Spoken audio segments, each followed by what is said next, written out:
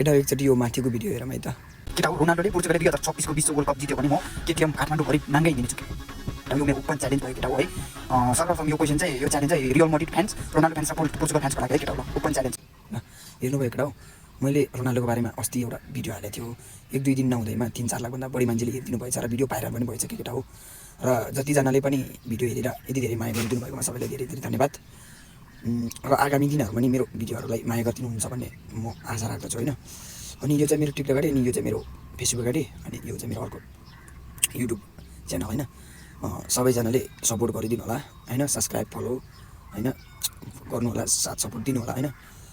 मैले रोनाल्डोलाई हिट गर्न खोजेको होइन केटा हो, यो जस्ट मेरो भिडियोमा मात्रै हो होइन। मैले रमाइलोको लागि बनाएको हो, मलाई त्यस्तो कसैलाई कुनै पनि खेलाडीलाई मलाई हिट गर्नु मन छैन क्या।